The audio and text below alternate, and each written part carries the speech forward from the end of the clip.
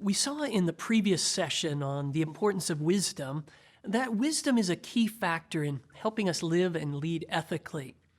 In this session, I'll explore how Confucianism, Hinduism, and Buddhism view wisdom, and then we'll come back to a biblical view by looking more closely at what Proverbs has to say about wisdom. Confucius said, by 3 methods we may learn wisdom.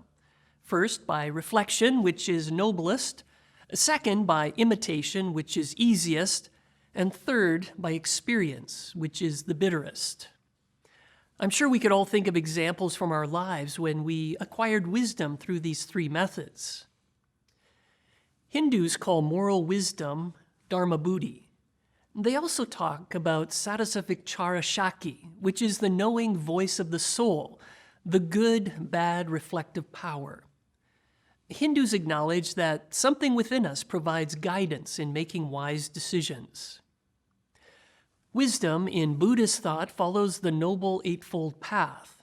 The first step involves having a right view, which is to see things as they really are. It is the cognitive aspect of wisdom.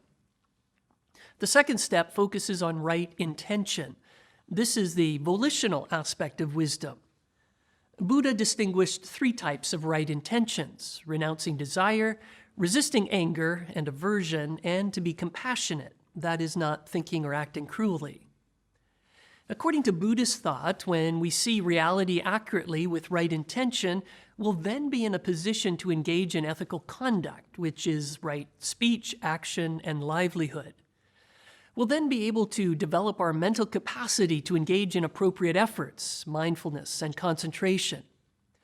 For the purpose of our discussion on wisdom, it's helpful to recognize Buddhism's emphasis on having discernment and the right intentions in order to acquire wisdom. I'm convinced that the most important leadership skill is making wise decisions, because it affects absolutely everything. Perhaps that's one of the reasons why Proverbs is adamant about the need to acquire wisdom. Take Proverbs 4:5-9, for example. Get wisdom, get understanding. Do not forget my words or swerve from them. Do not forsake wisdom, and she will protect you. Love her, and she will watch over you. Wisdom is supreme. Therefore, get wisdom. Though it cost all you have, get understanding. Esteem her, and she will exalt you. Embrace her, and she will honor you. She will set a garland of grace on your head and present you with a crown of splendor. In my study of Proverbs, I've seen at least 5 major benefits of following God's way of wisdom. The first one is that being wise helps us achieve success. Not a worldly kind of success, but success from God's perspective. Various passages in Proverbs talk about the wise being victorious and prosperous. They'll live in the land and remain in it. Of course, one of the most familiar passages in Proverbs is in chapter 3, verses 5-6. Trust in the Lord with all your heart, and lean not on your own understanding. In all your ways submit to him, and he will make your paths straight. In other words, as we submit to God and trust him, he will show us the way we should go, the way of wisdom that leads to success in God's eyes. The second benefit of following God's wisdom is protection. Proverbs 4:6 says, "Do not forsake wisdom, and she will protect you. Love her, and she will watch over you." We also see in Proverbs that following wisdom leads to peace. In chapter 3, verse 17, Solomon says that wisdom's ways are pleasant ways, and all her paths are peace. We don't have to fear sudden disaster, for the Lord will be at our side and will keep our feet from being snared. One of the reasons we can experience hope is because of the hope that wisdom provides. We see this idea reflected in Proverbs 24:14. Know also that wisdom is like honey for you. If you find it, there is a future hope for you, and your hope will not be cut off. For some of us, the quality of our sleep reflects the measure of peace we're experiencing. Solomon assures us that when we live wisely, we'll not be afraid when we lie down, and our sleep will be sweet. Now, it's important to remember that Proverbs is Hebrew poetry, and like any good poet, Solomon makes statements that are not necessarily literal promises. They are poetic indications of what is likely to happen. The fourth benefit of choosing wisdom is God's blessing. We've already seen some of that blessing in the first three benefits. Here I'm referring specifically to God's favor, which is promised to those who find wisdom in Proverbs 8:35. The final benefit of pursuing wisdom that I'll mention is influence. We see in Proverbs that a wise person has great power. The teaching of the wise is a fountain of life. He who walks with the wise will grow wise. All of these statements point to the influence that wise people have on others. Now, I don't know about you, but as a leader, I want to experience these 5 benefits. I want to be successful in God's eyes, to please my audience of one. As I go through complexity, crisis, and conflict, I crave God's protection and peace, a peace that transcends my understanding and the difficult situations of which I'm a part. I desperately need God's favor and blessing. Unless He builds the house, I work in vain. In my own strength, the sky may be the limit, but in God's strength, God is the limit, and He is limitless.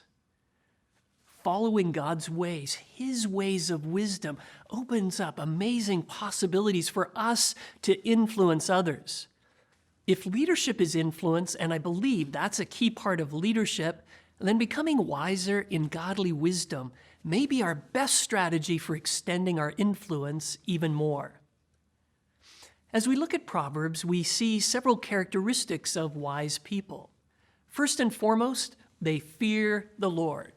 What does this mean?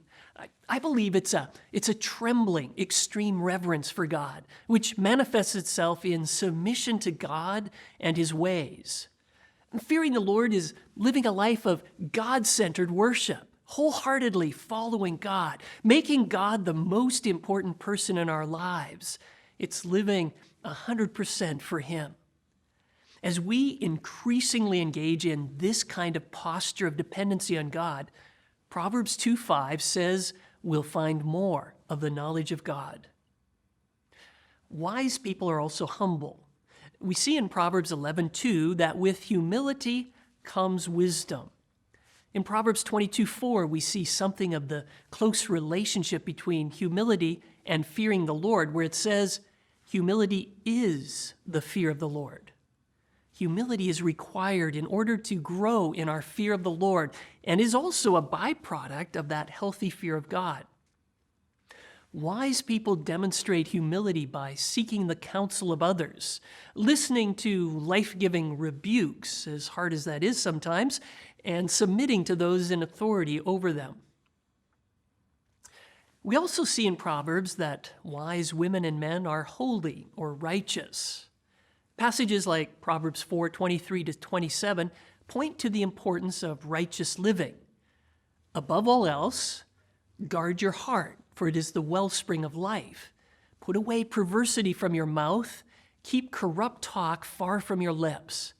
Let your eyes look straight ahead. Fix your gaze directly before you. Make level paths for your feet and take only ways that are firm. Do not swerve to the right or to the left. Keep your foot from evil. You see, our lives reflect what's in our hearts. Proverbs 27:19, as water reflects a face, so a man's heart reflects the man. We also know that the Lord looks at our hearts. Proverbs 5:21 says, for a man's ways are in full view of the Lord, and He examines all his paths. This is why it's imperative that we constantly strengthen our heart foundation. God knows what is inside of us. He sees our motives and weighs what's in our hearts. Often when we think about ethics, we think about what we do. God certainly looks at what we do, but He also sees the why beneath our actions. A recurring theme in Proverbs is that of sexual purity. When we compromise sexually or in other areas, we lose our potency as wise leaders. When we sin, we must confess our sins. As we do so, we are once again coming back to that trembling, extreme reverence for God and His ways, a healthy fear of God. It's through this fear of the Lord that we can avoid evil. Wise people are also loving people. As Proverbs 14:21 reminds us, it's a sin to despise one's neighbor, but blessed is the one who is kind to the needy.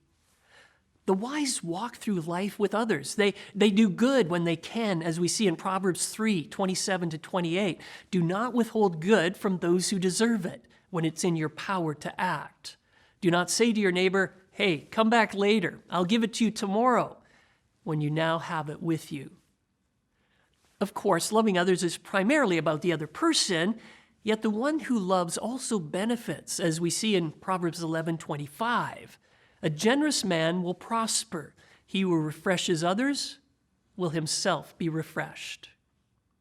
Another characteristic of wise people is that they're faithful. They don't falter in times of trouble, and their love is a faithful, unfailing kind of love. The wise are also just or fair. We know from Proverbs 12:5 that the plans of the righteous are just, but the advice of the wicked is deceitful.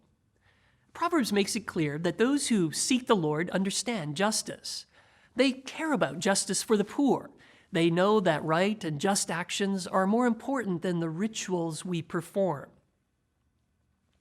We also see in Proverbs that wise people are discerning and prudent in what they say, in demonstrating foresight, in resisting group pressure, and in listening to parental wisdom. Finally, the wise are responsible. They exercise patience and discipline, as we see in Proverbs 19:11. A man's wisdom gives him patience. It is to his glory to overlook an offense. They're diligent workers. Solomon says in chapter 24, verse 27, finish your outdoor work and get your fields ready. After that, build your house. They also demonstrate self-control. Proverbs 25:28, like a city whose walls are broken down is a man who lacks self-control. These 8 characteristics of wise people provides a profile for wise ethical leadership.